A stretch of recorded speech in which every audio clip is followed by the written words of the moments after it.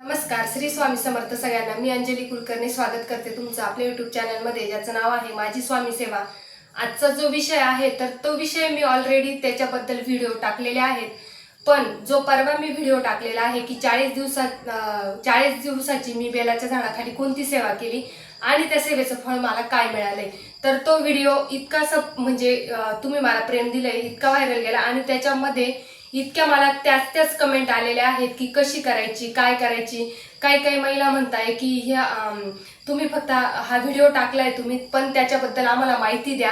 मी बऱ्याच जणांना रिप्लाय देण्याचा प्रयत्न केलेला आहे बरं का, प्रत्येक कमेंटला उत्तर देण्याचा मी प्रयत्न केला आहे की ही सेवा कशी करायची, काय करायची, पण नाही एखाद्या वेळेस लक्षात येत। मी सांगितलेलं सुद्धा आहे की आपल्या चॅनलवर हे व्हिडिओ आधी अपलोड झालेले आहेत, तुम्ही नक्की बघा। सेवा म्हणजे मी फक्त तोंडीने सांगितलेली, ती कशी करायची, काय करायची याचं डायरेक्टली मी मंदिरात जाऊन प्रॅक्टिकल सांगितलेलं आहे। मंदिरातली पूजा आहे कशी करायची, काय करायची, तरी पण नाहीच। आता जाऊ द्या, काही ताईंना नसेल समजत, काही ताईंना पूर्ण जे आपलं चॅनल आहे ते ओपन नसेल करता येत, तर तुमच्या आग्रहाखातर मी हा व्हिडिओ परत आणलेला आहे की बेलाच्या झाडाखाली कशी पूजा करायची आणि त्याचं फळ आपल्याला काय मिळणार आहे, याचा 100% रिझल्ट देणारी ही सेवा आहे। व्हिडिओ मोठा आहे पण स्किप न करता तुम्ही बघा, म्हणजे तुम्हाला तुमच्या प्रत्येक प्रश्नाचं उत्तर या व्हिडिओमध्ये राहील। कारण की व्हिडिओ तुम्ही पूर्ण बघत नाही, मग व्हिडिओ खाली कमेंट करतात का ताई असं करायचं का, ताई तसं करायचं का, त्याच्यामुळे व्हिडिओ पूर्ण बघा। आणि जो परवाचा व्हिडिओ मी टाकलेला आहे तो मोठा आहे, तरी पण खूप लोकांनी बघितला आणि खूप लोकांना तो वाटतो पण आहे की त्याची सेवा आमच्यापर्यंत पोहोचवावी। मी कमेंट तर केलेलीच आहे, पण एखाद्या कमेंटला उत्तर देणं शक्य नसेल तर त्याच्याबद्दल खरंच माफी मागते, कारण की एखाद्या वेळेस राहून जातं चुकीने, त्याच्यामुळे खरंच माफी मागते। पण मी बऱ्याच कमेंटला सांगितलेलं आहे की आपल्या चॅनलवर जो व्हिडिओ आहे तर त्या 1 नाही 2 नाही 3 व्हिडिओ आहे या सेवेचे, की ही सेवा कशी करायची, काय करायची। आणि जरी हा व्हिडिओ तुम्ही बघितला असेल, पण जो मंदिरातला व्हिडिओ आहे, मंदिरात मी काय सेवा करते, तर तो व्हिडिओ मी अपलोड केलेला आहे, तर तो पण तुम्ही बघाच, म्हणजे तुमच्या लक्षात येईल का नेमकी पूजा कशी करायची। बऱ्याच महिला महादेवाच्या मंदिरात जातात, पूजा करतात, पण त्यांना काही गोष्टी माहिती नसतात, तर त्याच मी तुमच्यापर्यंत शेअर केलेल्या आहेत। तर चला, जास्त वेळ न घेता मी व्हिडिओला सुरुवात करते। आता बघा, परवा जो मी व्हिडिओ टाकलेला आहे तर मी ती सेवा 40 दिवस बेलाच्या झाडाखाली केली। बेलाच्या झाडाखाली केल्यानंतर मला खूप मोठं फळ मिळालंय, एकामागे एक फळ मिळालंय। पहिली गोष्ट म्हणजे जो शेतीचा व्हिडिओ टाकलेला आहे तुमच्यापर्यंत पोहोचवलाय मी, तर ते कुठेतरी मनात नसताना ते शक्य झालेलं आहे आणि स्वामींच्या कृपा आशीर्वादाने तुमच्या सपोर्टमुळे ती शेती सुद्धा आम्ही घेतलेली आहे। म्हणजे 1 वर्षासाठी घेतली आहे, पण बहुतेक आम्ही 2 वर्षही करू शकतो, 3 वर्षही करू शकतो, 5 वर्षही करू शकतो, सांगता येत नाही। तर ते शेतीचं तर झालंच, पण अवघ्या 1.5 महिन्यात चॅनल सुद्धा मॉनिटाईज झालेलं आहे, ही दुसरी आनंदाची गोष्ट। तिसरी म्हणजे मुलीला जिथं ऍडमिशन पाहिजे होतं, मुलीचं स्वप्न होतं की त्याच ठिकाणी ऍडमिशन घ्यायचंय, पैशाचं बजेट नसताना सुद्धा ते सुद्धा स्वप्न आमचं पूर्ण झालंय। म्हणजे अवघ्या आता 40 दिवसाची मी सेवा केली होती, पण अवघ्या 40 दिवसाच्या आत हे सगळे एकामागे एक स्वप्न पूर्ण झालेले आहेत। तर बघा, म्हणून सेवा आपण करायची असते, निस्वार्थपणे करायची असते, त्याच्यामुळे आपल्याला सेवेचं पटकन फळ मिळतं।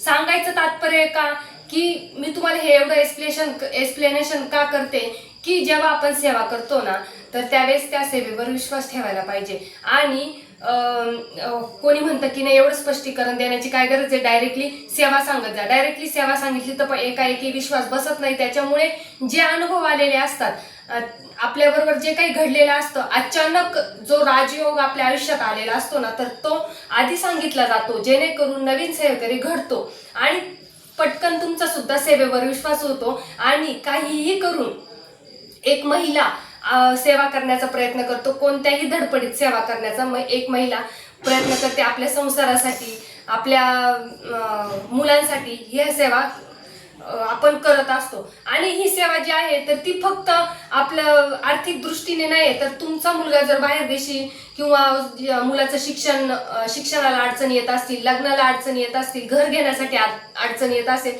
तर या सर्वांवर एकच रामबाण उपाय म्हणजे ही सेवा। तर ही सेवा तुम्हाला कशी करायची आहे, कधी करायची, याची संपूर्ण माहिती तुम्ही याच व्हिडिओमध्ये बघायची आहे। तर बघा, तुम्हाला 40 दिवसाची जर सेवा करायची बेलाच्या झाडाखाली तर संकल्पयुक्त सेवा करायची. संकल्पयुक्त सेवा केल्याशिवाय आपल्याला फळ लवकर मिळत नाही.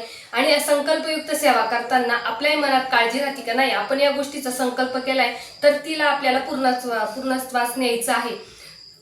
मी 40 दिवसाची सेवा केली होती. आता ही सेवा करताना तुम्हाला कधीही कोणत्याही वारी केली तरी हरकत नाहीये, पण ही सेवा तुम्हाला फक्त संध्याकाळीच करायची आहे. सकाळी नाही करायची तुम्हाला, संध्याकाळ. कारण की मी संध्याकाळी केलेली एकही दिवस न चुकता मी ही सेवा केलेली एकही दिवस नाही. आणि तुम्हाला जर आता मासिक धर्म आहे तर 4 दिवस तुम्हाला स्किप करायची आहे आणि 5व्या दिवसापासून आपल्याला ही सेवा करायची. आता मासिक धर्म हा आपल्याला निसर्गानेच दिलेला आहे, त्याच्यामुळे ही 4 दिवस स्किप करू शकतो आपण. पण जर सुतक आलं तर तुम्हाला ही सेवा पहिल्यापासून सुरुवात करावी लागेल. कारण की सुतक जर आलं तर आपल्याला 10 ते 15 दिवस गॅप पडतो, जास्त दिवसाचा गॅप पडतो तुम्हाला. त्याच्यामुळे आपल्याला जर सुतक आलं तर ही सेवा पहिल्यापासून करायची. संकल्प तुम्हाला फक्त पहिल्या दिवशी करायचा आहे. संकल्प कसा करायचा आहे? बेलाच्या झाडाखाली आपल्याला बसायचं आहे. बेलाच्या झाडाखाली बसल्यानंतर आसन घ्यायचंय आणि दिवा प्रज्वलित करायचा आहे. शुद्ध गायच्या तुपाचा दिवा प्रज्वलित करून आपल्याला खाली तामण घ्यायचंय, म्हणजेच एक प्लेट घेतली तरी चालणार आहे. हातामध्ये तुम्हाला पहिल्याच दिवशी हातामध्ये तुम्हाला पाणी घ्यायचंय, हळद, कुंकू, अक्षता आणि पुष्प त्या हातात घ्यायचे उजव्या हातामध्ये. आणि आपलं स्वतःचं नाव, आपल्या मनातील इच्छा आणि आपला गोत्राचा उच्चार करायचा आहे. गोत्र माहिती नसेल तर काश्यप या गोत्राचा उच्चार तुम्हाला करायचा आहे. आणि परत एकदा सांगते, संकल्पासाठी तुम्हाला हातात पाणी घ्यायचे, हळद, कुंकू, अक्षता, पुष्प घेऊन आपल्या नावाचा उच्चार, आपल्या मनातील इच्छा आणि गोत्राचा उच्चार करून ते पाणी तामणात सोडून द्यायचे. ते पाणी नंतर तुम्ही दुसऱ्या झाडाला टाकायचं आहे. असा झाला संकल्प. देवाला नमस्कार करायचा आहे आणि म्हणायचंय की जो मी काही संकल्प करणार आहे तर तो खंड न करता पूर्ण करून घ्या. याच्यात कुठलाही खंड पडू देऊ नका. निर्विघ्नपणे ही सेवा माझ्याकडून पूर्ण करून घ्या, हीच तुम्हाला प्रार्थना करायची. आणि सेवा करताना तुम्हाला बघा, आता मी तुम्हाला सांगितलेलं आहे की मी गुरुचरित्रातील 14वा अध्याय वाचला, तर त्याचं पुस्तक तुम्हाला जवळपासच्या केंद्रामध्ये अगदी छोटंसं मिळून जाणार आहे. पूर्ण, आता काही ताई म्हणतील का पूर्ण पुस्तक घ्यायचं का ताई, गुरुचरित्र घ्यायचं का ताई? नाही, तर तुम्हाला फक्त 14वा अध्यायाचं पुस्तक मिळणार आहे. जवळपासच्या केंद्रामध्ये मिळून जाईल. तर तेच पुस्तक तुम्हाला रोज घरी न्यायचं आहे, रोज मंदिरात न्यायचं आहे, रोज घरी पण घेऊन यायचंय. संकल्प केल्यानंतर, प्रार्थना करून झाल्यानंतर तुम्हाला सेवेला सुरुवात करायची आहे. आता माझ्याकडे जे पुस्तक आहे त्याच्यामध्ये अघोर कष्टोद्भरण स्तोत्र आहे, तर त्याच्यापासून मी सुरुवात करायची. तर ते स्तोत्र वाचल्याने काय होतं ते मी तुम्हाला दुसऱ्या व्हिडिओमध्ये सांगते. ते वाचून झाल्यानंतर मी गुरुचरित्रातील 14वा अध्याय वाचला, जो की सर्व मनोरथ पूर्ण करणारा आहे. म्हणजे जो अध्याय तुम्हाला मी सांगते, गुरुचरित्रातील 14वा अध्याय, हा फक्त आपले सकल मनोरथ, म्हणजे आपल्या मनातील कुठलीही इच्छा असेल तर ती इच्छा पूर्ण करण्यासाठी हा अध्याय आहे. तर तो अध्याय तुम्हाला वाचायचा आहे. वाचायला अगदी 2 मिनिटं किंवा 5 मिनिटं धरून घ्या. मी 5 मिनिटं मला लागायचे, 5 ते 7 मिनिटं इतकी, म्हणजे कमी वेळाची सेवा आहे आणि इतकी प्रभावी सेवा आहे. आणि आता हे वाचताना तुम्हाला शुद्ध गायीच्या तुपाचा दिवा लावायचा आहे. शुद्ध गायीच्या तुपाचा दिवा तुम्हाला 2 मिनिटं प्रज्वलित राहिला तरी चालेल किंवा पठण करेपर्यंत प्रज्वलित राहिला तरी चालणार आहे. याचं कारण जे आहे, तर ज्यावेळेस आपण शुद्ध गायीच्या तुपाचा दिवा प्रज्वलित करतो त्यावेळेस जेव्हा आपण घरी येतो सेवा करून, त्यावेळेस माता लक्ष्मी आपल्या बरोबर येत असते आणि आपल्या घरामध्ये भरभराटी होत असते आणि भरभरून लक्ष्मी आपल्या घरात पाणी भरत असते. याचं हे कारण आहे. त्याच्यामुळे दिवा प्रज्वलित करायचा आहे. ही सेवा इतकी प्रभावी आहे. याच सेवेने माझे सगळे स्वप्न अवघ्या 1.5 महिन्यात पूर्ण झालेले आहे. आता तुम्हाला पडलेला प्रश्न, बऱ्याच महिलांना प्रश्न पडतो, ताई झाड कुंडीत आहे, मग मी ती सेवा तिथे केली तर चालेल, घरात केली तर चालेल का? तर तुम्ही बेलाच्या झाडाखाली कुंडीमध्ये दिवा लावू शकता. आणि तसं तिथे सांगायचं पण आहे संकल्प करताना की माझं हे झाड छोटं आहे, तर मी जरी संकल्प करते तरी मी माझ्या देवघरात जाऊन हा 14वा अध्याय वाचणार आहे, हे तुम्हाला तिथे सांगायचं आहे. ताई मंदिर नाहीये, फक्त बेलाचं झाड आहे, अशा पण कमेंट आहे मला. तर हरकत नाही, बेलाचं झाड आहे ना, तर तिथं स्वच्छता करायची आहे. बेलाच्या झाडाखाली स्वच्छता केल्यानंतर काय फळ मिळतं हा सुद्धा व्हिडिओ आहे.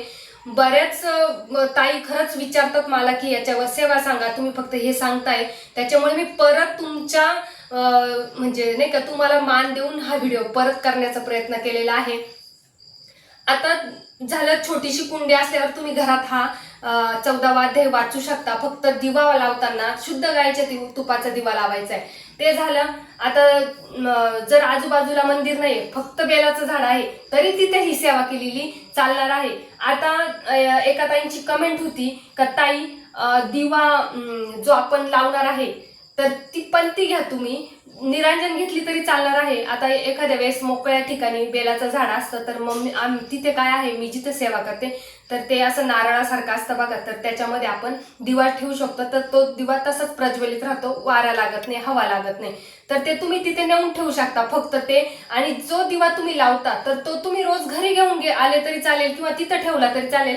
दुसऱ्या दिवशी तुम्ही त्याच दिव्यामध्ये सेवा करायची आहे, म्हणजे फुलवात लावायचे आहे, वात लावायचे, तुम्ही जे पण काही करणार आहे.